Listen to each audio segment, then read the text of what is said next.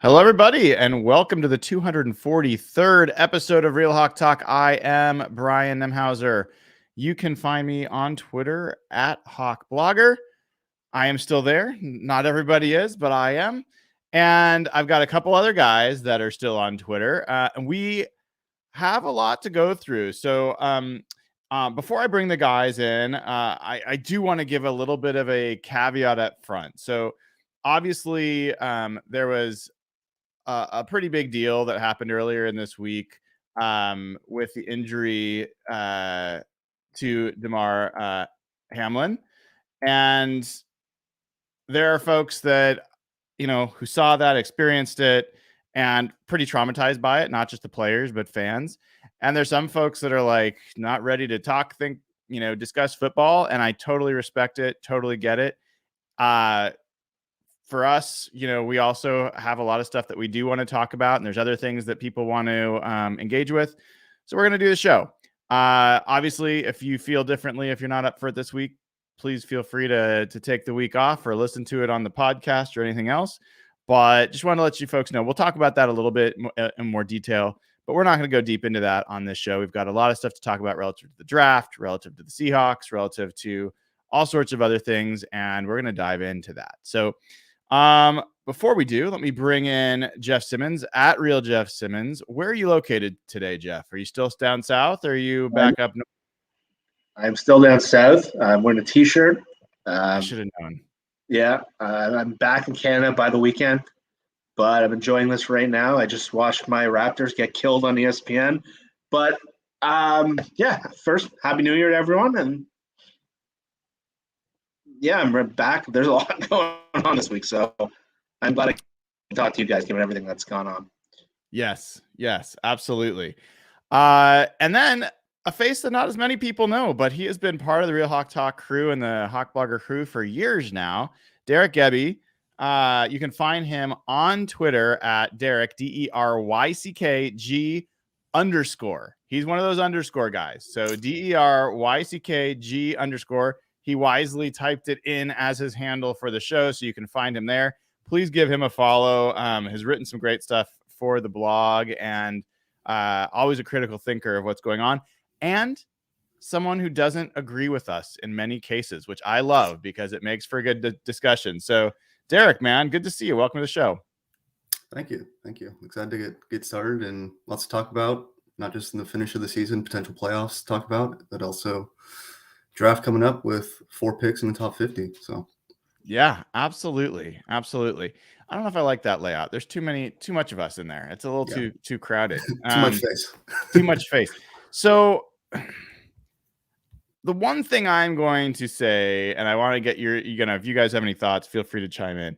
One thing I will say about the Demar Hamlin thing is, one, it was obviously like an awful experience for obviously the people going through it first and foremost, and everyone on our show, everyone everywhere else, is thinking about him, if you're religious, praying for him, all those things, and his family and all his teammates and everyone involved. And I think the outpouring of support and the charity that the money that has been raised, all that's, I think, a very cool story, and just a show of the good side of humanity, which is nice to see. I will also say that some of the things that drive me crazy about those situations is when it goes from genuine support to people exploiting it for clicks, retweets, ratings, and they talk about it nonstop. They quote tweet things that they easily could have just retweeted, but they do it because they want to have their own, thread on it. And, I would just...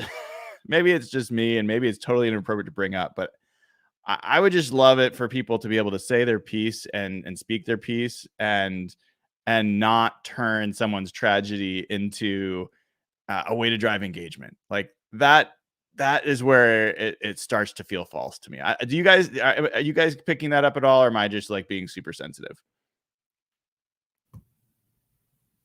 I see it a little bit. I mean, what bothered me a little bit was just the kind of the misinformation. I mean, that's just the whole issue in of itself. But, things coming out that night of, supposed sources, and then, those were just being retweeted endlessly. So it's like, it was just slow down, let the facts come out. But that's my bit. Yeah. Jeff, anything you wanted to say on that, or we can move on if not? Yeah, we were texting that night, and I actually really agreed with you. And it almost seemed like there was like a contest between like NFL Twitter and the media to like who can rip the league the most. And I found like it was just so off base based on what was happening. And it was like, why are they canceling the game? What's taking so long? It's like, this is a thing that affects millions of people. Like, it's not something that's done 5 minutes to upset outrage. And all these people that were, it was like everyone was like topping each other. And like the media gets so caught up in themselves sometimes. It was kind of embarrassing. Like, I was cringing because and Ryan Clark was on. He was doing such a good job. And there's all this stuff on Twitter. And they're just so caught up in their own world. I don't know if virtual signaling is the right word, but there was a lot of that going on. It really rubbed me the wrong way. It was times like this, the media seems to like get caught up in this world. And I always tell us in the group, Twitter is such a bubble. You almost lose sense of reality sometimes. I thought that was a great case of what was happening. Yeah. Well, I should say this because I'm going to rip the NFL momentarily. I didn't feel as negatively about the NFL as what seemed like the vast majority of the people. I thought this is a unique situation, something the NFL has not dealt with in the same way. For all the reasons that, I mean, Skip Bayless got absolutely destroyed, and I get it, but I think the general question of like, what do we do? Like, this isn't a game we can really probably cancel relative to the implications. There's cascading like literally hundreds of thousands of people in terms of tickets and travel plans and events and venues that have a ripple effect from this. I think taking a beat makes sense. And they got to the right conclusion. And I don't know if we'll ever really know whether they said that, take 5-minute break and then get back out there. I think that would absolutely deserve some criticism. Even if they did that, I would give some grace as to like, maybe that's where they normally would go and they're trying to figure it out. Like, I don't think there was any evil or maliciousness behind that. I think they were genuine people trying to figure out how to make this work. So I didn't have as much animosity about the NFL. I know that that's probably heresy, but I will tell you where I do have frustration with the NFL, and this isn't a humanity thing. So this is a bit of a odd transition. Something that had nothing to do with, caring, empathy, kindness, just being human. The scheduling decisions that the NFL made this week, I want to hear your thoughts if you guys have any strong feelings.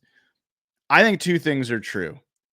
One, Seahawks shouldn't, anyone that says the Seahawks make the playoffs or not based off of this decision, I think is kidding themselves. The Seahawks lost 4 games to the NFC South. They lost games that they shouldn't have lost this season. They had chances to control their own destiny and leave. It's like you say, you don't leave the game to the refs. You don't leave the game to the NFL scheduling, decisions either. So I believe that that's true. I also believe it's absolute bullshit that the NFL put the Packers in that game. There was absolute opportunity to not do that. I believe it's also bullshit that the NFL days later, including just today, moved the Ravens game to 10 a.m. Pacific. So it's going to happen before the Broncos game. And the Chargers will know whether or not they have to put in their starters to play for the 5th seed. They didn't have to make those decisions.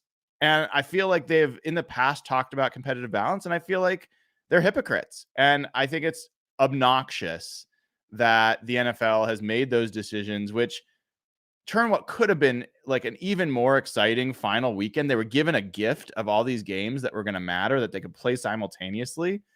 And they turned it into what could be like pretty boring. Like, I think that's just a mistake on a number of levels. Derek, I'm curious, like, did you have any different feelings? Did any of that, like, it didn't really rub me the wrong way. I mean, I agree that, look, Seahawks went 0-3 against the Falcons, the Panthers, and the Saints. I mean, that's pretty damning itself. So I'm not too bothered if they lose out on the playoffs, because to be honest, losing those games is embarrassing. But to your point, yeah, the NFL in the past has shied away from scheduling primetime games on the final week for this very reason of competitive balance. So maybe this is just a change in the policy, and from now on, they're going to be okay with putting games in prime time. If that's the case, then so be it. I'm not too bothered either way. But I will say, I've seen some stuff go around like, oh, Dan Campbell won't let his players, or Dan Campbell's going to fight, and regardless of the situation. And sure, he'll give a nice pep talk, but the players will make business decisions. I mean, they do it anyway at certain points in the season, and there's no doubt that if they know they have nothing to play for, and they're, maybe a free agent heading into this offseason, there may be some decisions made. So, and nothing wrong with that, but that's why you don't put the games at different times. So, Jeff. Yeah, I'd be really fired up about this if circumstances were a little different, because San Francisco is likely the 2 seed. To be honest, as a Seahawks fan, I'm just not that motivated for them making the playoffs. I don't want to play San Francisco again. I don't want to be knocked out of the playoffs by San Francisco. But it's a joke. It's an absolute joke. The worst part about it is that they set up the schedule. They leave everything blank before the last week to set up the best situation for television and the best situation for the playoff settings. The fact that they do this and completely shortchange one team, to me, it just defeats the entire purpose. You might as well set the schedule months in advance. And there was just like a perfect opportunity to put the Jaguars on this game. The Jaguars, and like obviously the Packers are a better draw than the Jaguars, but like in the past, that's what they've done. They put the Charlie Whitehurst Seahawks against the Rams in this spot.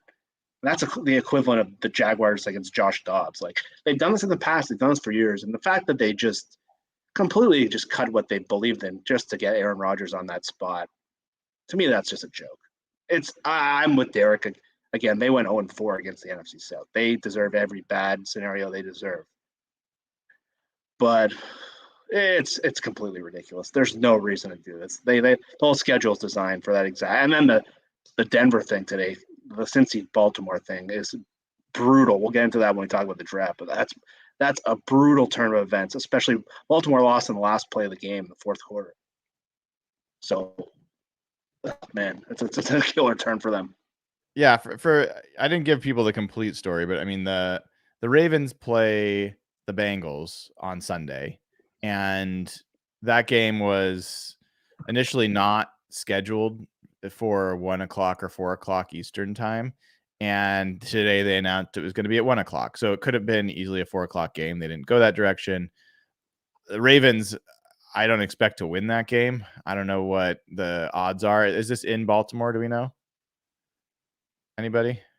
No, I believe it's in Cincy. I think it's in Cincinnati as well. So I would say there's a 75% chance or more that Baltimore is going to lose that game, and that will clinch the 5th seed for the Chargers. The Chargers do play at 4 o'clock Eastern time, 1 o'clock, Pacific, and they're playing the Broncos. So, Brandon Staley has said that he's planning to play his starters all week. Part of it was that the 5th seed matters. He talked about the 5th seed. Now there's a chance that he'll already have the 5th seed, and they may choose to rest guys. And look, I mean, that's probably going to be the difference between the 3rd and the 5th pick in the draft. It's not like the 3rd and the 10th pick. It's not like the 3rd and the 15th. I think any of us would be thrilled with a top 5 pick if we knew it was coming back. It does have substantial meaning if you look at draft value charts and what that, like, let's say the Seahawks do decide to trade back. Trading back from 3 to 7, you're going to net much different things than if you're trading back from 5 to 7 or 5 to 9 or something like that. So it does matter. And if you really have your eyes set on what are, at least now, the marquee defensive linemen in this draft, maybe that'll change after the combine and we get more discussion. Those guys are going to be gone by 5, most likely. So, I think those are real costs, and they're things that didn't need to be costs. The NFL could have just as easily made that game at 4 o'clock and made those teams play, full out. So we'll see how it plays. The Broncos are bad enough. Maybe they'll lose even if the Chargers play their backups. We can all hope. We've seen a lot of good stuff happen there. All right, let's quit from bitching for a second. Let's talk. We could talk about the Seahawks, and we will. I actually want to talk a little bit about the Jets game. I thought there was some interesting stuff there. I do want to talk about what's coming up. And we do have patron questions we'll get to. But I want to talk draft, guys. Like, I've been like wanting to talk draft for weeks. Like, I'm doing like mock drafts at 3 a.m. when I can't sleep. And I know you two are actually kind of draft guys as well. And I don't even know where to start. I'm going to tell you where I'm going to start. You guys tell me if you want to go a different direction. But I got my first live game experience watching Jalen Carter play in the playoff game when Georgia was playing against Ohio State, which, by the way, was a fantastic game. Like, really fun game to watch. A lot to see there. A lot of talent, obviously. And I had watched highlights of Jalen Carter. I'd read draft reports and scouting reports of Jalen Carter. I'd read articles about his background and what makes him great. And I'd read like PFF. I'd read a bunch of stuff. I've watched a bunch of stuff. But like, there's something different about watching a full game of a player.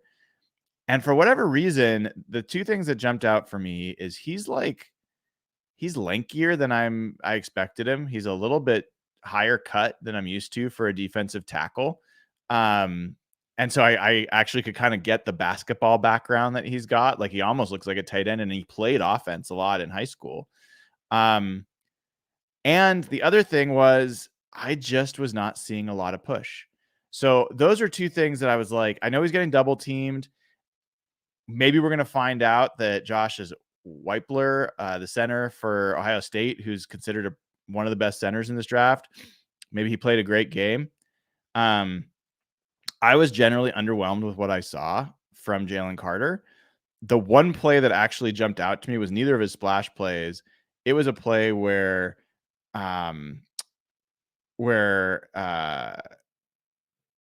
Ohio State, the quarterback was running out, and Jalen Carter was chasing him down, and he looked fast. Like, he looked very fast for a 300+ pound guy. He ended up getting gassed and couldn't complete the play, but it was still, I could see the athleticism that stuck out to me. So my first question, Jeff, I know you feel differently about this, and I'm certainly not saying that I'm like down on Jalen Carter and not interested, but I thought that was a pretty bad look for him in that game. And I want to hear, because I know you feel differently, what your thoughts were. No, I don't agree with you. I mean, I don't disagree with your perception of that game. He did not have a good game. And a lot of people were seeing him on the big stage, and it's a playoff game, going to the national championship. You want to see guys shine on the biggest stages, and he didn't play well. But I want to caution people not to let one game view perception. Because if you watch any of the last 5 games he had played against SEC teams, you would have just felt completely different. And it's one game. I know there are definitely concerns on him that kind of highlight in this game. Some of the concerns that you might have, I know Derek's talked about. But I'll say this for context. If you watched Aiden Hutchinson play in the same setup last year, he had like a 0 kind of game. And a lot of people who are following the draft like us had that top 3 pick, they were very worried about Aiden Hutchinson. He was shut down in that game. He had a game very similar to Jalen Carter. A lot of people wondering if he's a bust. He comes into the NFL this year and just totally rips it up. Like, I want to caution people not to let one game. And the good thing with Carter, we're going to get to see him again. TCU is obviously not the kind of team Ohio State is. We're going to get a chance to see him again. But I think a lot of the things that we did see with Carter are the downside of him as a prospect. You saw him look pretty gassed. I think that was the biggest concern, as much as like the lack of impact. He looked gassed. They weren't playing him on a ton of snaps, and conditioning and some of those things are questions about him. You want to see a guy do better against double teams. I think all of those concerns are valid. Just I caution against letting one game change perception, because the last 5 or 6 games he was the best player in the SEC. But there are real. This guy is not a perfect prospect, and really there aren't, like, these guys don't come out and dominate every snap. Aaron Donald went 14th overall. I'm not saying he's Aaron Donald, but these guys aren't perfect prospects. All these guys have flaws and limitations, and that game showed you what those limitations are with him. And he doesn't play a ton of snaps. Are there conditioning issues? If I'm the Seahawks and I'm evaluating, if you're the Seahawks staff, you got to go back to the board and you got to ask yourself those very questions. Why is he not playing more snaps? Why was he gassed? Does he have a conditioning problem? Is this going to be a thing where he's so hot and cold? There are questions there. And I think I still said my evaluation of him does not change. He was still the best player in the SEC for month, 2 months. He was still the best player on that Georgia defense all year. But yeah, I think you saw the downside of him as a prospect, and that's totally fair, Brian. Derek, I mean, part of what was disappointing for me was I'm not the same avid college football watcher that I used to be. And so I pay attention to people like Jeff and other people that I know do watch some of those games. And also I rely on scouting reports. And it was kind of like Jalen Carter and Will Anderson. These guys are a cut above everybody else. They are potentially game-changing players. And it felt like, okay, this is a year where the Seahawks not only are going to get a top 5 pick, but they might get a generational talent from that pick. I didn't see a generational talent in that game. Like that's not what I saw. And so even if he's good, my expectations are reset a little bit. And I'm wondering if, like, when I get my chance to really dive in on Will Anderson, which I got a couple games recorded, I'm going to watch of him. Am I going to feel similar that this guy is a little bit limited in his pass rush, which I've heard it. And, anyway, what is your perception of those two players in particular? How good can they be? I think they could both be Pro Bowl, even all pro level players. I think Jalen Carter has a little more work to do in terms of obviously conditioning, like we mentioned. He needs to understand how to work with double teams because he's going to get doubled probably every snap in the NFL. So there's things to work on. The one thing I'll say about both of them is they're only 21. So these are very young prospects. Hopefully the Seahawks are going to surprise us all and draft a 24-year-old. So there's some room to work with them. I personally like Will Anderson a little better. I think he's a little more splashier, a little bit more of a playmaker. When you do watch him, there are going to be some snaps where he really jumps off the tape, but it's like, oh, he wasn't blocked on that play. So maybe that won't happen. But the conditioning issues or just the snap rotation really bothers me. It worries me about Jalen Carter. If you're drafting a guy top 3, top 5, and he's going to play 50% of downs for you, I don't know. I don't know if I'm on board with that. Will Anderson, you're going to get a 3-down player who's going to be there 95% of the time. So right now, I'd probably put Will Anderson a little bit above Jalen Carter, but there are issues with Anderson as well. He's a little undersized. I think he's around 235 right now. Maybe he bulks up a little bit, but he probably has some size concerns there in terms of, can he actually have a power move, or is he just going to be a speed rusher his whole career?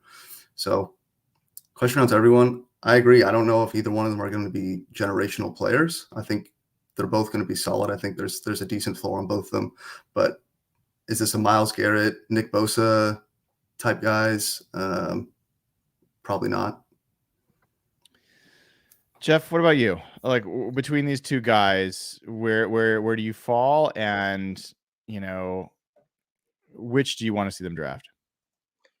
I don't think any of them are generational, and I think it's rare to come into a draft and say this guy, other than like Trevor Lawrence and Andrew Luck, and we've seen Lawrence, it took him a year and a half, and then there's cut problems. Andrew Luck had one of the stranger careers of any quarterback. Like when Nick Bosa got drafted, or some of those guys, he was not a generational prospect.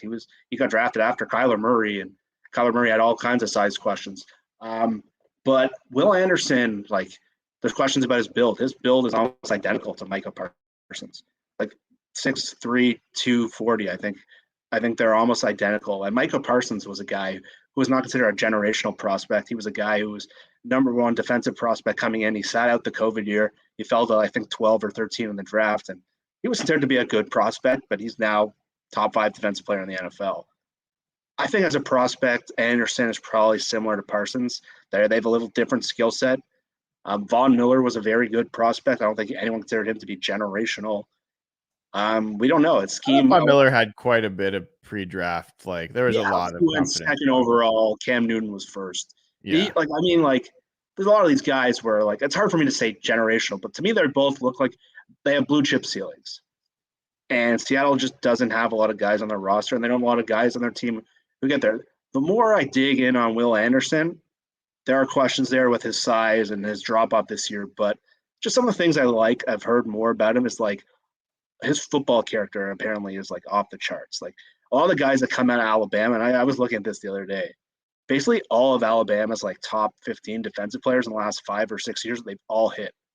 Patrick Surtain. Like Saban has the way he recruits guys, Quinnen Williams and Daron Payne and and there was another Minka Fitzpatrick, Marlon Humphrey, the corner in Baltimore. They all come out and they're just like football. And I was watching the Steelers game the other night. I couldn't help but think this. And I watched the Steelers who have kind of a crappy quarterback, and he's starting to get a little better.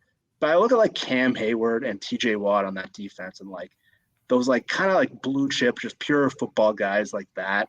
And what that like Seattle doesn't have anything close to that right now. And I think Will Anderson is that kind of mold of a player, just like a guy who can be the backbone of your defense. I think Carter, he kind of reminds me, like his upside is like he's kind of like Albert Hainsworth, not like his size or that, but that's the kind of prospect he is. When Albert Hainsworth was good, he was the most dominant defensive lineman in the league. But once his motivation got off, I think Carter has a risky floor, and there are questions about his character. So I think both these guys are blue chip types, but they're not generational locks. And I think Seattle needs a guy like that.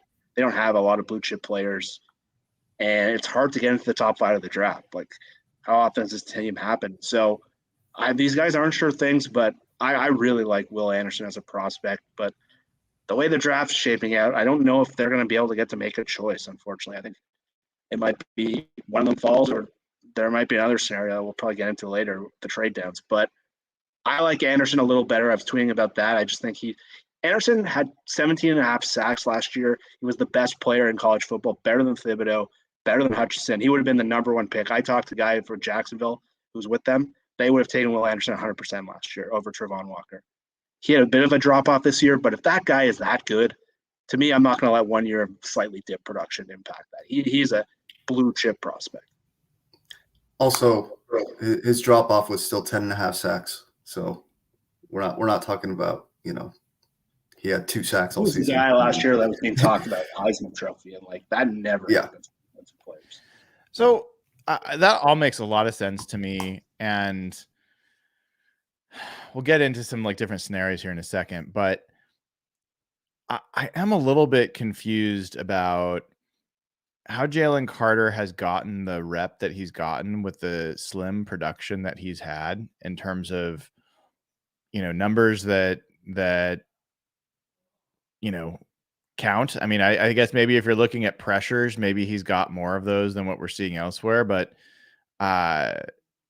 he doesn't have huge numbers of TFLs even, which I expect for a defensive tackle to be disruptive in the middle and to in the college football, playing for a Georgia defense where you're obviously also not just the only good player, you're surrounded by other pretty talented players. It's a bit surprising to me that he can have these questions, and a lot of people are saying he's the best player in this draft. He should be the number 1 pick overall. It's traits. The league drafts on trait. Trevon Walker last year was the number 1 overall pick. He had bad production metrics. Like the league likes drafting what someone could be, not what they are now. And you saw last year in the draft, that's how the NFL draft. Like I saw Mike Renner, Pro Football Focus, say that Jalen Carter is one of the best defensive tackles they've ever scouted. And the numbers just aren't there. Like I know Rob State and Derek Quinn said, Rob did a great article on those 2 guys this week and kind of showed them how the numbers compared to some of the other defensive tackles. But it's purely traits. When they see guys who have the ability to do what he can do physically, they're drafting that. And we saw it in Seattle this year with Tariq Woolen. If you watched him play last year, you would have thought this guy completely sucks. And he's been an all-pro corner. So the league just loves what someone could be, but he is not, as Rob pointed out this week, he does not have a lot of the numbers. And it's why your question's so good, Brian. He doesn't have those numbers that a lot of these other top Quinnen Williams guys have had. So it's purely betting on traits, which could be an amazing thing, as we've seen with the Seahawks this year, or it could be a disaster. Yeah, see, that's the thing is I buy part of that. Oh, sorry.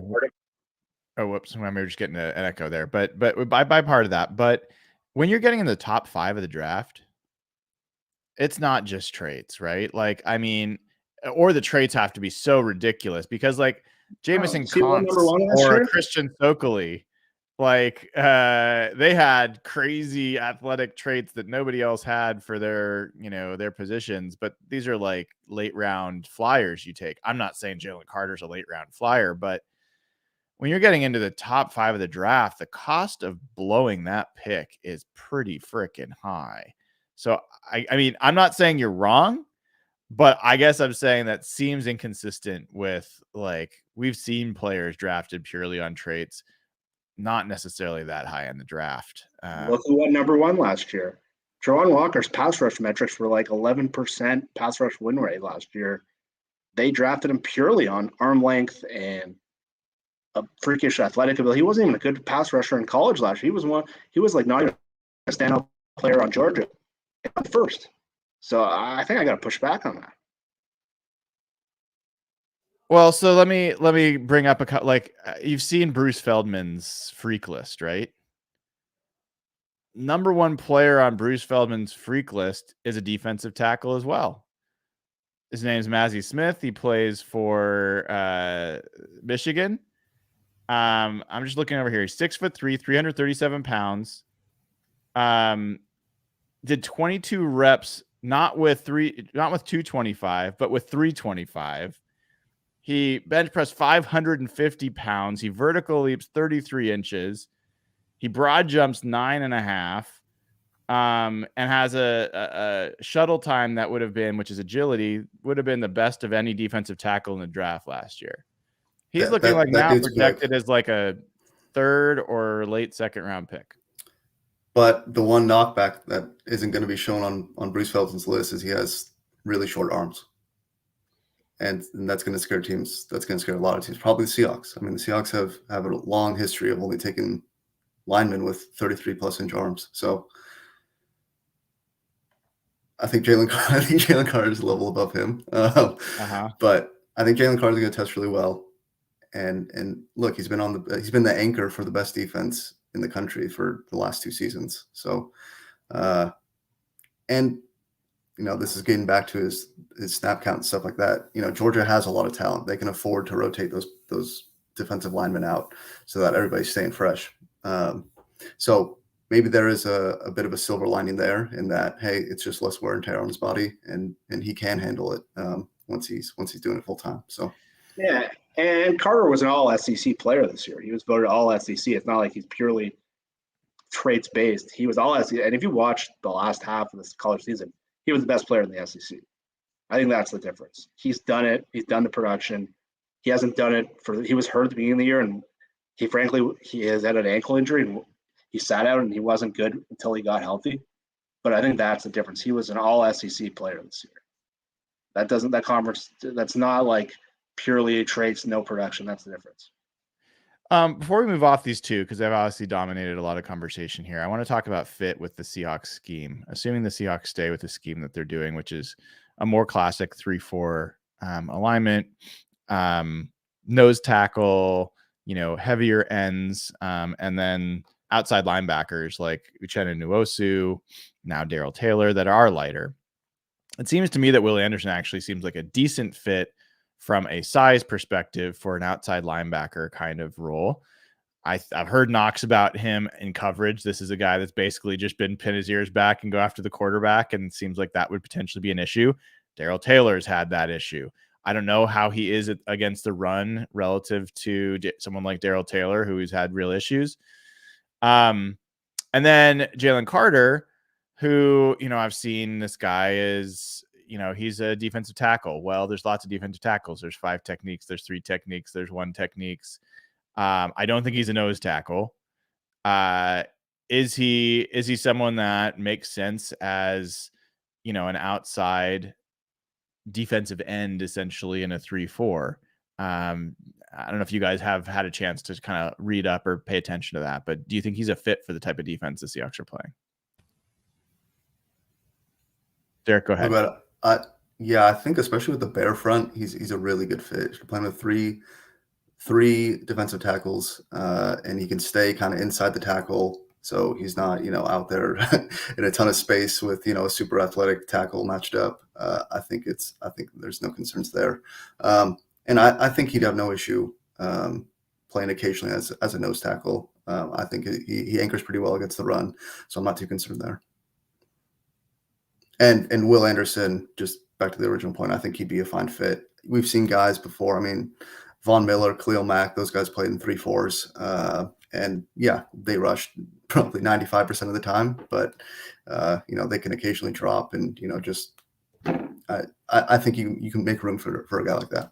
So. Well, Von Miller is one of the best run defenders in the NFL, or at least it has been. Like, that's actually something most people don't realize. He's been an elite run defender, even though he's known as a pass rusher.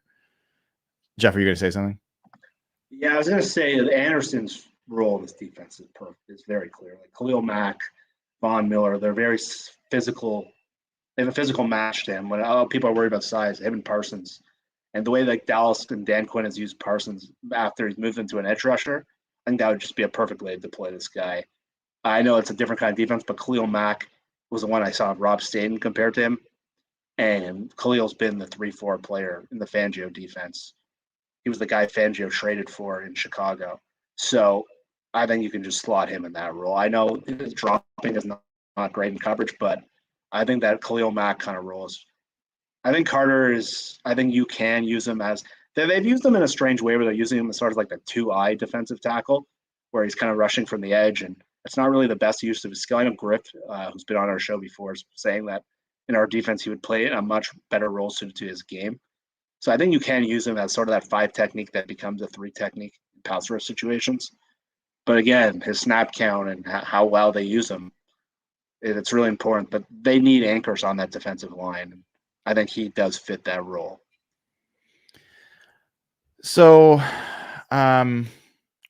next part of this conversation is scenarios. So, first of all, I've been clear for a while, and I know other folks have had different perspectives. I want to get the latest from both of you on where you are. I am defense pretty much exclusively, other than interior offensive line, with the first 4 picks that the Seahawks have. That's my priority. I definitely want the first pick overall to be spent on a defensive player, a defensive lineman in particular. And that hasn't changed. I have some different ways that I think that could fall, whether you get edge first or whether you get defensive tackle first. And I want to go through a couple of those. Before we get into that, I don't know that you guys are both in the same place. Like Derek, I'm pretty sure you're not necessarily in the same place. What is your ideal outcome for that first pick? And how do you want to see that fall? Well, I mean, there's a lot of ways it could go. Like you said, I think a trade down is definitely enticing. Picking up a 2024 first rounder, as you said, if this is the 3rd pick or even the 5th pick, you can trade down just 4 or 5 spots and pick up a potential first rounder next year if a team's hungry for a quarterback. So that's definitely interesting. Now, of course, you have to have someone to trade with. And, if the quarterbacks get taken, or, hey, these quarterbacks are sliding, you're not going to find someone to trade up. So that may not even be a scenario, but that would definitely be a route I would want to go down. I wouldn't rule out a quarterback at this point either. Geno Smith's going to cost a lot of money. I know he hasn't had a great second half, but we're still probably talking $20 million a year, 25. So that's a lot of cap. Rookies bring, tremendous value from that standpoint. And I wouldn't rule it out. I think CJ Stroud had an amazing game in the playoff against Georgia. And there's some other interesting guys not named Bryce Young, Will Levis, and Anthony Richardson also declared. Probably don't need to hit those guys top 5, but you never know how it goes with the pro days and if they really impress scouts with their board knowledge and whatnot. So I wouldn't rule out a quarterback at this point, but I would probably lean towards the defensive line and one of Anderson or Carter. Of course, if it's pick number 5, you may not have that choice at that point. So I think it gets a whole lot messier if those 2 guys are off the board. Maybe a quarterback is available at that point, but yeah, it gets tough there. Where are you at, Jeff? In an ideal world, I still want that defensive player. I still look at this defense, and I still don't see anchors.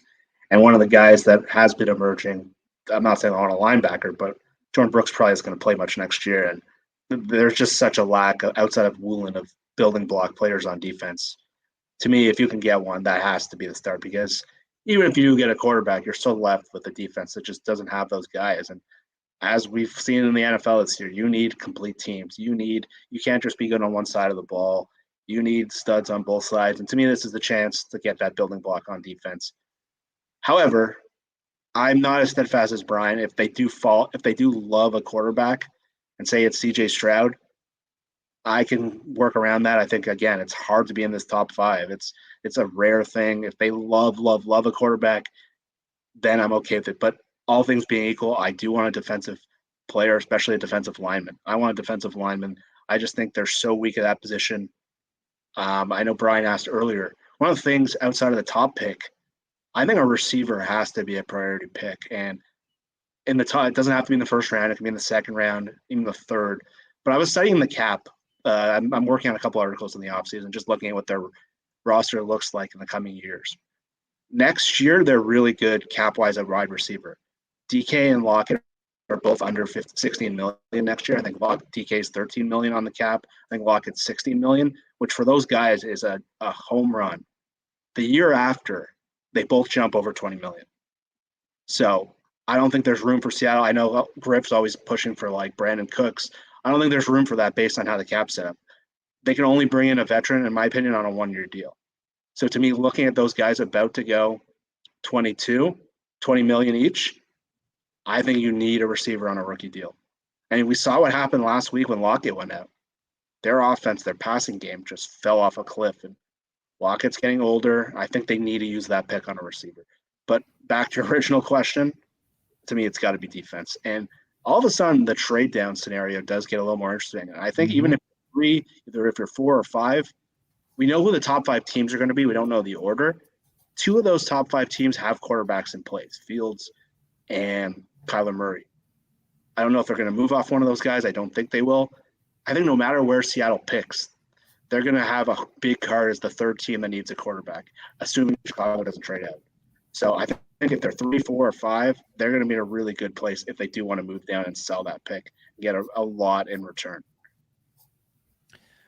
I'm interested. Let's take this I want a quick peek from both of you on this. Let's say we get the 5th pick.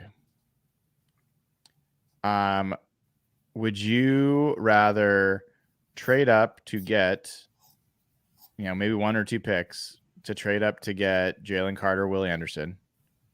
Or would you rather trade back and get more picks either this year or next year? I know we're not talking about specifics, but you know roughly what those different things are going to net. So go ahead, Derek. Yeah, I'm not trading up for a non-quarterback. It's just, especially at that point, I mean, to go from 5 to 4 or from 5 to 3. I mean, look at how Chicago had to give up to go from 3 to 2 to get, Mitchell Trubisky. No thanks. Jeff? Yeah, same thing. I'm moving back. I think if I'm trading with a team, I'm going to be really particular who that team is. I want to position myself for a first rounder with a team that could be in the top 5 next year if I'm going to move back. Maybe the Colts if they end up under you. Maybe it's the Panthers. Maybe it's the Raiders.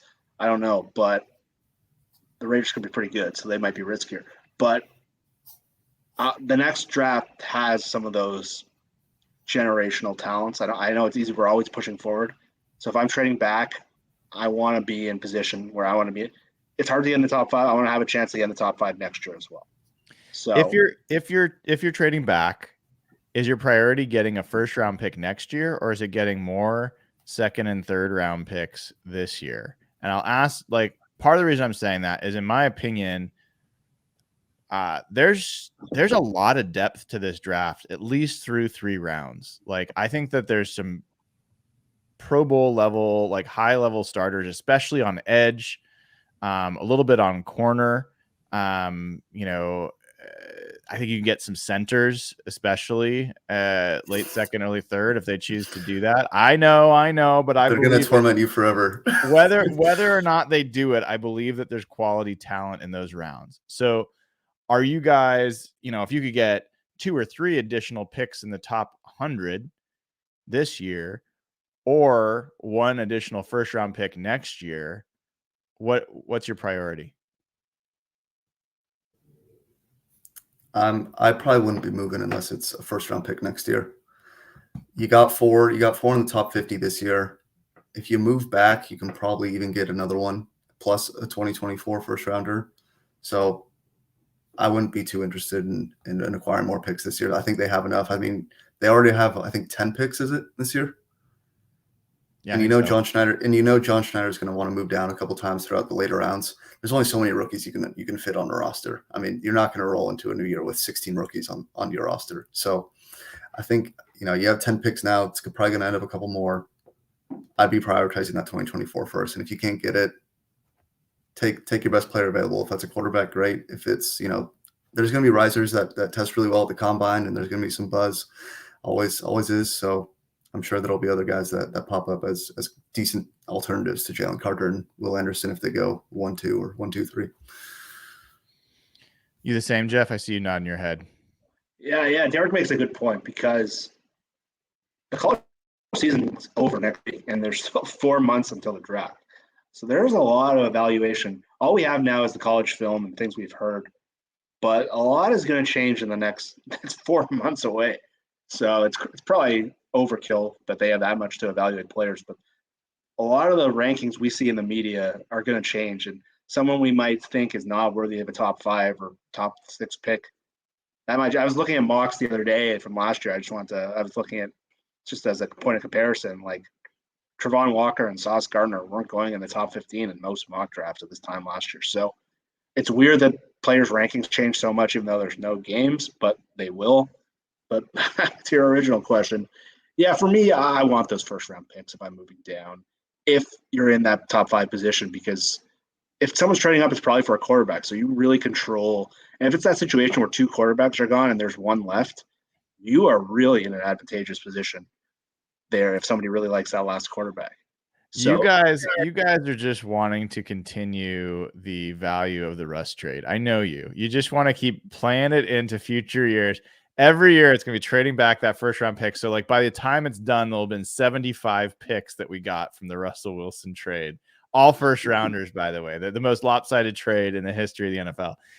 I mean, it's interesting because I also, my net from my early reads on Willie Anderson and Jalen Carter are want one of them, interested, but now less manic about the possibility that we don't get one of them, and more interested in, well, yeah, if that means that we trade back and get a first and we end up with a Miles Murphy, or we end up with a who knows who the next best defensive tackle is. Right now people are talking about Brian Bruzzi.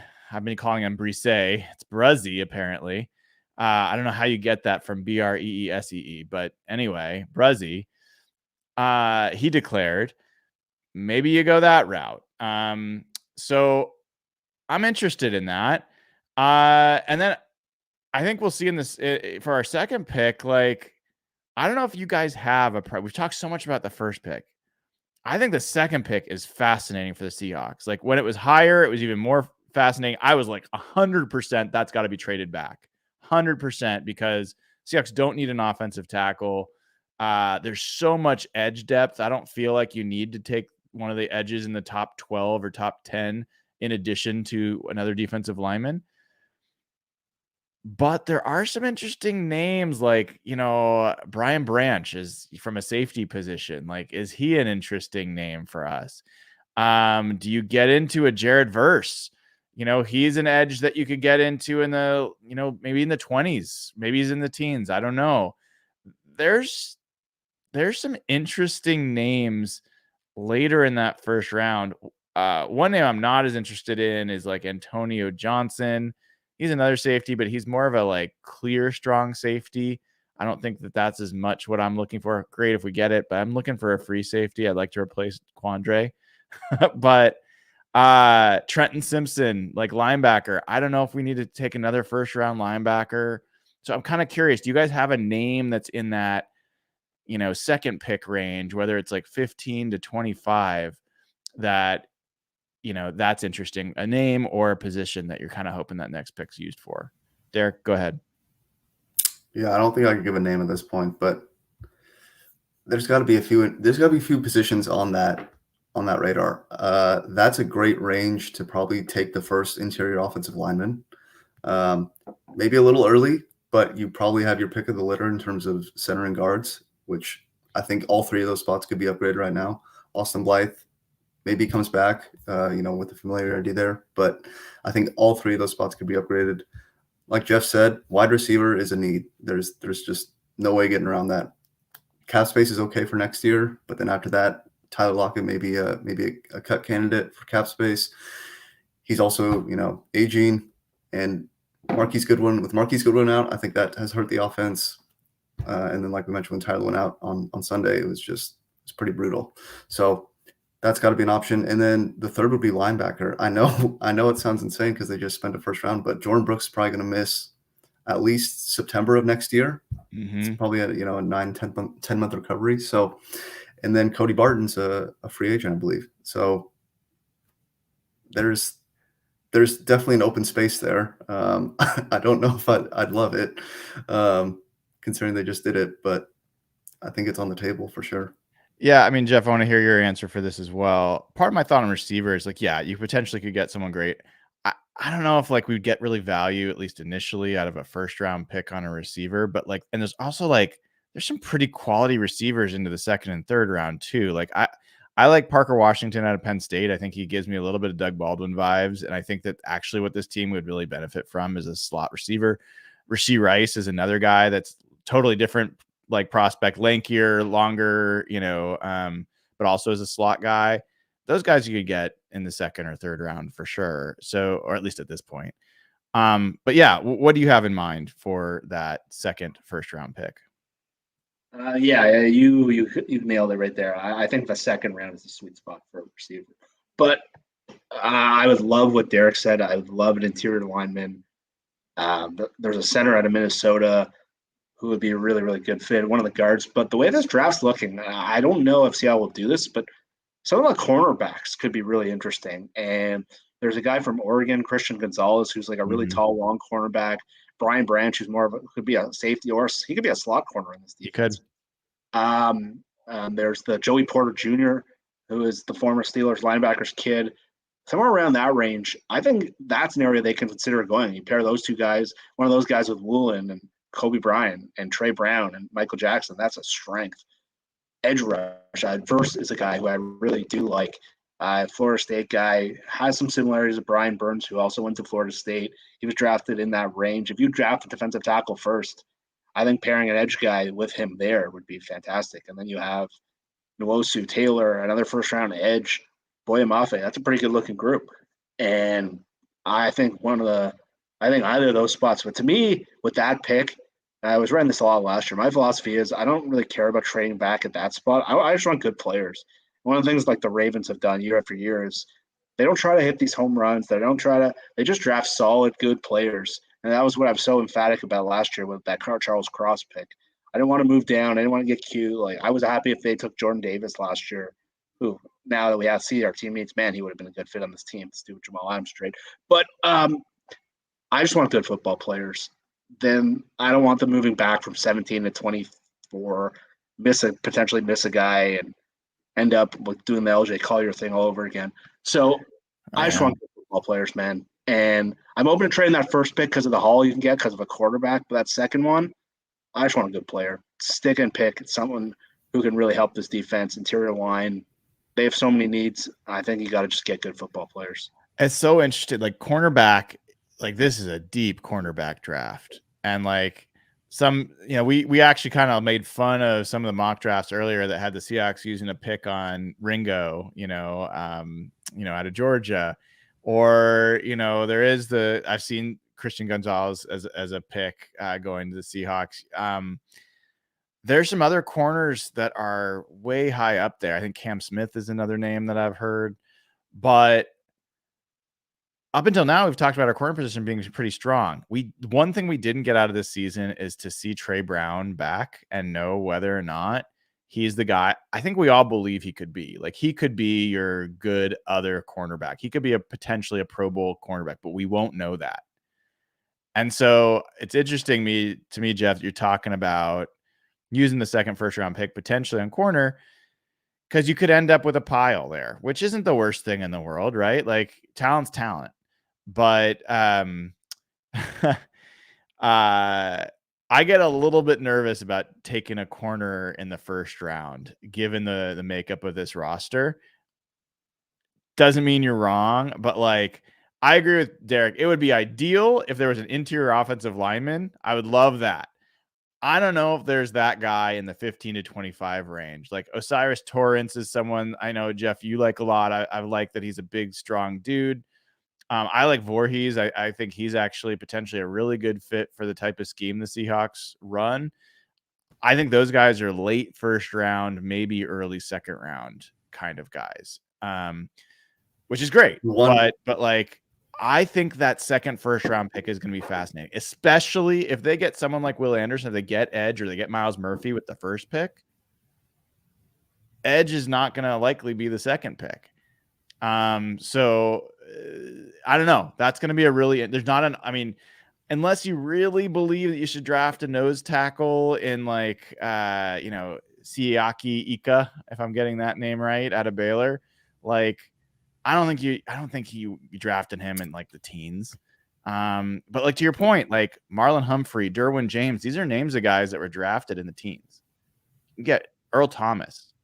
You can get like terrific talent in the teens. And so it'd be interesting in this draft to see. All right. I want to talk draft for days, and I know I've kept the guys on already for an hour. You guys have some more time? Because I got to get the Patreon questions. You good, Jeff, for a little bit longer? All right. Let's take some Patreon questions. There are some trade questions in here. Jeff, I'm going to start with you. By the way, we're having a major windstorm here, so if I just freeze all of a sudden, it's likely because we've lost power. I'll get my generator going and we'll get back on. But in the meantime, let's see how far we get. PCC the third asked, does making a trade with Houston make sense? They get their quarterback, we get our defensive stud. So I think he's talking about trading up. I think we've already kind of talked about that, so I'm going to skip that question. Let's go to D. Crockett. This is not a draft question, but I'll stick with you, Jeff. Is it time that we see what Jake Curhan can do with some snaps at right guard before we get into the offseason? I don't have a strong opinion on this. I'm in favor of playing players now who you can get who can be a part of your future. Seattle's in a playoff race. They're trying to make the playoffs. I don't think they're going to make a move like that. But I would have. We were talking about this last week. This is something that, as the season kind of turned, I'm focused on guys who are going to be here in 2023. More so, Gabe Jackson, his contract, it seems extremely unlikely he's going to be here. He seems like an obvious cap cut, especially if you're going to pay Geno. So the answer is an ideal word, yes, but they're not going to do it. They have one game left to make the playoffs, and they're going for it. So likely answer is no. Got it. I'm trying to see, Derek. I'm going to pick some draft questions so we stay on target here. And some of these we've already gotten to. Oh, flashed of the power. I did it too at the same time. Well, this is somewhat draft related. Braxton asks, if I were to tell you before the start of the season, Seattle will be 8-8 after week 17, fighting for a playoff spot, and in the final week, all that in the final week, what is an assumption you would have made about this team that would have been wildly incorrect? Answer he gave, by the way, was like he would have thought that Drew Lock would have been having a great season if that's how this season went in Seattle Seahawks. Yeah. So mine would have been that the defense was playing terrific and somehow, dragged the poor offense, to like a 10-13 win for like 4 times. Because, that's really what I thought. I thought, hey, this defense may be able to, scrap together a few wins for the offense. That's going to be, one of the worst in the league. So it's a great answer. There you go. Jeff, I'm going to give you another non-draft one here. But this is a great question. This comes from Sean Pyle. He says, kind of off the wall, but I was thinking about it the other day. What do you predict the score would be if the 2013 Seahawks played the 2005 Seahawks? Wow, that's a good question. I think the 2013 Seahawks would win pretty handily still. I just think their skill and their speed. I think that was the best roster assembled in the last 50 years. So I would say 28 to 17. Yeah, it would have been fun to watch. Anytime you got a dominant Hall of Fame lineman, that Seahawks team had such a great offensive line in 2005. But that defense, I mean, I'm never picking against that defense. I don't think they had the receivers to get open against that defense. Okay, we've answered some of these others. I'm going to skip through these. I will take this one. We got another flash. You guys still there? Am I still there? Okay, cool. Question comes from Brondy. With Bobby Wagner coming into town, which of the old guard Carroll era Seahawks do you miss the most? Not which one helps this team, but which do you miss the most and why? I don't know. Doug Baldwin's the obvious answer for me because I just, I'm a big Doug Baldwin fan and I love what he brought to the team, but I'll go a different direction. Actually, I'd say Michael Bennett. I loved having a player like him that was so position versatile, so impactful in both run and pass defense. And also just a pretty free spirit. You never knew what he was going to say or what he was going to do. Yeah, I think that's the guy I would probably pick. Can I give an answer to that one? Yeah, please. Mine would be Cam Chancellor. We spent the whole show last week just talking about how weak this team was and how they have no one who intimidates anyone. And Cam was just so unique in that sense. And the cool thing about Cam was other than that Super Bowl he was playing, he was the best player in every playoff game they had towards the end of his career. And just what he did, Evan just kept talking. And it was nice to hear Evan last week just talking about how they don't have anyone on this team who scares anyone. And he was the definition of a guy who scared someone. So I really miss having that kind of guy on a defense. That's what you want defensively. Okay. Given time, I'm going to cut it there with patron questions. Thank you to everybody who submitted them this week. If you haven't already, give the show a like. Please go to patreon.com/hawkblogger. Sign up, get immediate access to the Slack channel. Conversation is constant there. I've told you, and I will tell you again, it is better than the conversation going on in Twitter in most places, especially because it's essentially Twitter curation. People post the tweets that matter there. There's conversation about them with friendly people that don't treat you like crap, that you're going to actually end up making, having as online friends. So it's a great place to be, great place to talk Seahawks sports. Highly recommend it. And a lot of us on the show are spending more and more time there. So patreon.com/hawkblogger, sign up, get immediate access to that Slack channel. And you get to ask us questions that we try to answer on the show and do our best to do it. And all the proceeds go to charity. So come on. Of course you're going to do it. Let's quickly move to talking about a couple players on the Seahawks. I don't know if we're going to get into a lot of breakdowns about these games from last week and the game coming up this week. I do want to talk a little bit about Bobby Wagner coming back since we just had that conversation. Before we do, I want to continue something related to the draft. So Daryl Taylor, as a prospect, is someone that we had high hopes for coming into the season. He is someone who really struggled to begin the season. And now after 2.5 sacks last game, he's got, I think 8.5 sacks. He has more sacks in his first, what is essentially 2 seasons, than any player in that draft class in their first 2 seasons, their first 30 odd games. Even Chase Young's had 26 games, has 9 sacks, and Daryl Taylor's played in 31 games and has 15 sacks. So, Derek, I'm going to start with you and put you in a tough spot because I know you were not a fan of what the Seahawks paid to trade up to get Daryl Taylor. You're a pretty vocal critic of that. There's plenty of ways to poke holes at how he's played recently. but he's got this. He's started to show his pass rush potential. Where does he fit? What does he do to your draft priorities based on how he's finishing this season? I'm not saving a seat for him. I'm not penciling him in. It's penciling him in as a starter. Right now, he's a rotational pass rusher, and to me, nothing from last week or this upcoming week is probably going to change that for me. We need to see more consistent production over the course of a season for me to think, okay, this guy's going to be a starter. So he's a rotational pass rusher, and look, you can never have enough pass rushers. If they end up getting Will Anderson or another great edge rusher, great. You have 3 solid rushers now. So, I mean, look at the 2013 Super Bowl team, 2014. I mean, there was a lot of depth along that D line. So it's never a bad position to have extra talent at. Yeah, I think I'm in the same boat. And Jeff, if you have thoughts, I'll obviously take those. But I think what Taylor's production at the end of this year is doing for me, especially if he gets another couple of sacks, ends up with 10 plus sacks this year and what was limited snaps overall.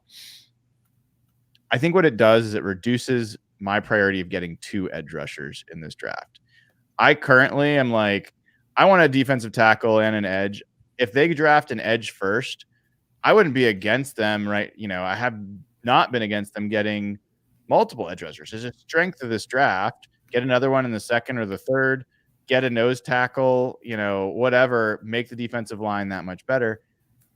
Maybe now I start thinking like safety, wide receiver, maybe even cornerback start to become like higher priority. Certainly interior offensive line. I've already been clear that's a super high priority. Maybe those climb higher than a second edge rusher. I'm curious what your thoughts are, Jeff. Yeah, I'm really aligned with what Derek was saying. Another thing that adds to the conversation is next year's the final year of Taylor's rookie deal. Second round pick, signed 4 years. This will be a 3rd year. I don't think you could go into a draft, and I don't know if you're going to extend him. And obviously, a lot will depend on how he plays next year. But when you go into a draft, you're looking 3 years out, 2 years out, and Taylor's a guy who might only have 1 year left on the team. Obviously, a lot will depend on how he plays next year to determine that. But I don't think you can plan with him being other than 1 year on the team. I don't know if they think differently internally, but to me, I still would be open to having him as just a huge added bonus. But I think on the other hand, it's very valuable that a guy who plays so little is still impacting the game. And I think something has figured out in the way they're using him as a speed rusher. I know Pete was talking about this week and how he's not getting eaten up on blocks as much, but I think he's such a liability in the run game. We figured out he's just a role player at this point. And his role is very valuable. Guys who can sack the ball, strip sack. I think he's got 4 strip sacks on his 8.5 sacks. That is a really unique skill. And it's something that's really valuable. But I don't think you can count him as a starter going forward. And he's in the last year of his deal. So I still would be open to adding 1 to 2 pass rushers. Well, to be clear, he will be in his last year of his deal next year, which I still get your point. Do either of you think, typically the Seahawks have negotiated extensions not until a player gets into the final year of their deal? That's been their general rule.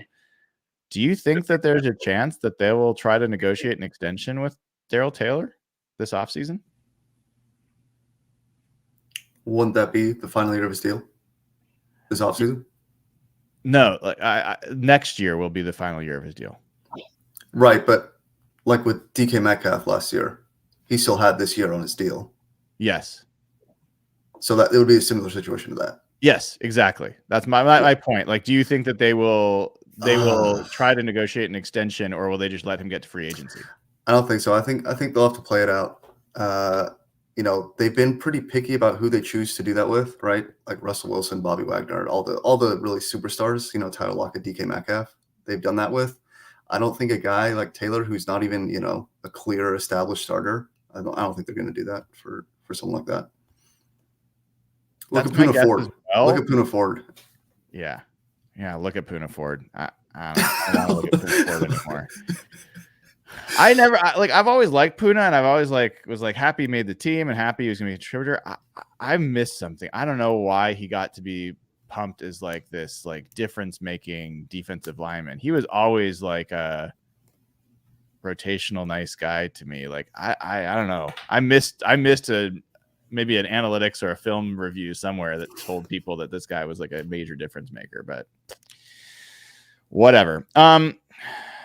Let's move on. Let's talk a little bit about Bobby. So I think the story of this week, even probably more than the game to some extent, is the return of Bobby Wagner. This is a guy who will come into town pretty quietly. Like, it's not getting at anywhere close to the buzz that when Russell Wilson came back to town to start the year. Derek, I'll have you talk about the difference between how Pete Carroll talked about the two guys as they came back. I'm really fascinated by this storyline, and I'm curious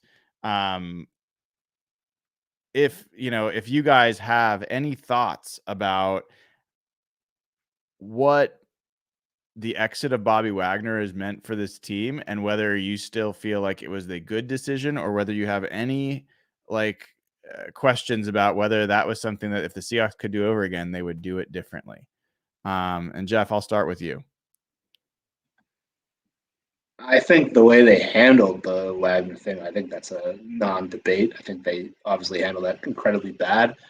I think if the Seahawks realistically knew they'd be in this kind of situation where they were a fringe playoff team and they were going to be right there, I think you would have liked to have Bobby on the team at a lower number. But his contract number was so high relative to production, and I don't know if it was scheme, I don't know if it was him, but they weren't getting a lot out of him the last couple of years. And we've seen him in a different scheme. He's played remarkably better, but I think he was supposed to make 18 or 20 million this year. So to me, when we looked at the roster last year, every one of us who were honestly looking at this, we all thought Bobby was going to get released. I would have liked them to try to negotiate with him, try to get him at a lower number, and obviously not watch Cody Barton play the whole year. And obviously it's easier to say this now with Jordan Brooks, but I think they did ultimately make the right move. I think they handled it obviously poorly. And I think they were right to make this position a youth movement. I would have liked to see them add something in the draft last year or add some free agents and not go into the situation they did where it was just one injury away from being a total disaster. But no disrespect to Bobby. I think from where the team wanted to go, they really wanted to clear out who the leaders were on this team. They really wanted to reset this whole thing. And I think the decision did make sense. And really, they weren't getting value out of him. And I don't know if they would have this year in this scheme. So I think even if it hurt them a little bit this year, I think ultimately was the right move, and I'm glad to see Bobby is still playing really well. And yeah, all things being equal, it would have been great to have him on this team to push them into the playoffs. But I think long term, they ultimately make the right decision. Just handled terribly. Yeah, that's where I am. Derek, can you juxtapose how Pete Carroll talked about Russell Wilson's return to Seattle and how he spoke about Bobby Wagner? I think it was today. So today, Pete Carroll's asked about what he thinks the fan reception will be, and Pete said, I think the quote was, "I know the fans will do the right thing," which he meant cheer him on, clap for him, not boo him. When he was asked the same question about Russell Wilson, Pete Carroll said, "You're either competing or you're not," meaning go ahead and boo. So interesting things to read into. What do you think about that? I mean, how do you feel about it? And then what do you think? What's your take about Pete having that different? I think it's funny. First off, I just think it's funny. The whole Russell quote was funny in general, to say you're either competing or you're not, as if it's like a competition about, like he's saying this in training camp or something like that. I guess I was thinking about this earlier, and I wonder how Pete is feeling about Russell's struggles in Denver. Is he like, told you so? Or is he, still being coach and, kind of feeling bad for him and being like, man, what the hell's going on there? I'd love to get your guys' thoughts on that, because I don't know what he's feeling. I don't, I think at moments this year in press conferences, he's kind of flexed a little bit. He's talked about, I'm not too old for this. I still got this. I know what I'm doing here.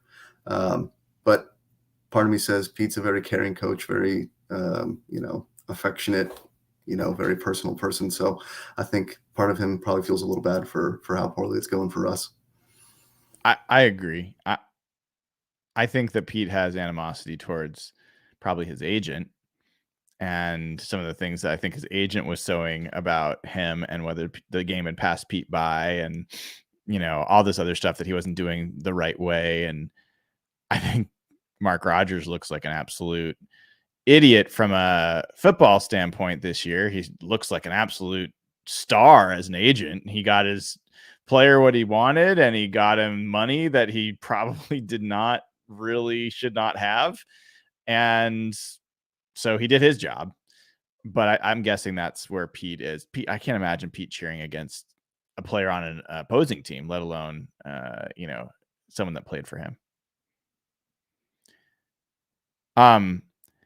Yeah, I guess I have some thoughts about this just briefly, that, having both had the chance to kind of meet these guys in person and see how they interact with people, how they treat folks, as clear as you and I are talking to you, the three of us are talking to each other now, how they interact with people, how people respond to them, the things they chose to publicize and didn't, and their personas, how they exited and not.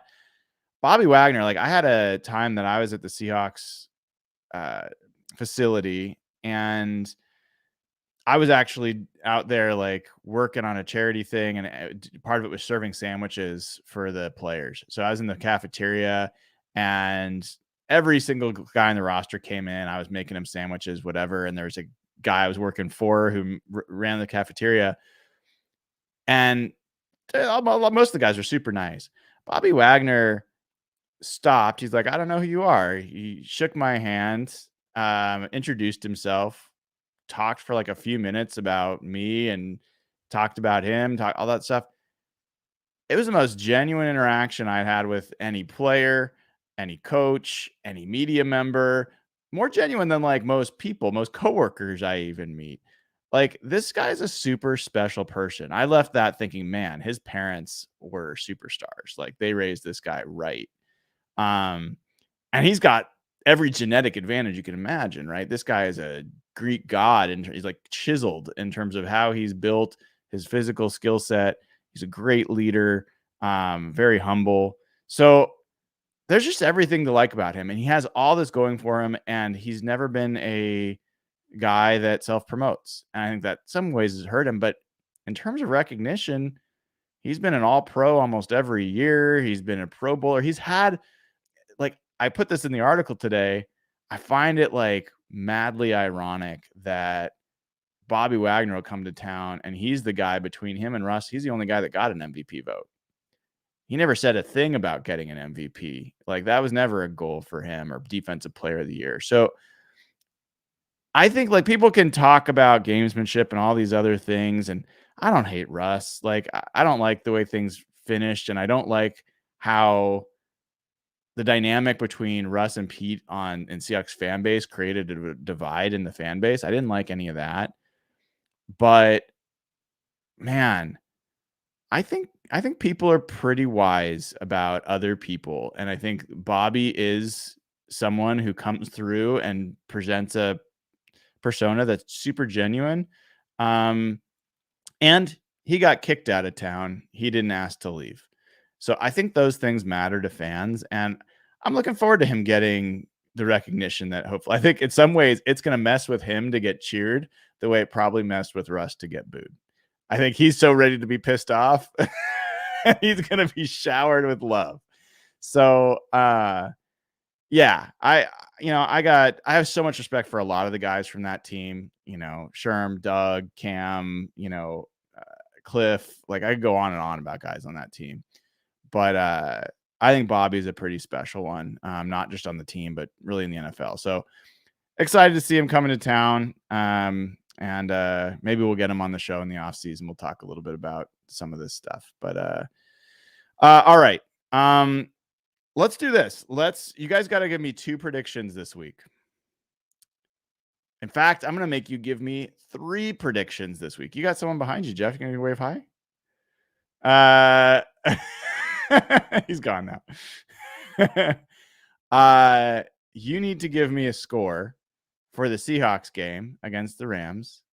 You need to give me a score for the Lions game against the Packers. And you need to give me a score for the Chargers game against the Broncos. Okay. I'm making it hard on you two because you're big boys. You know you can do this.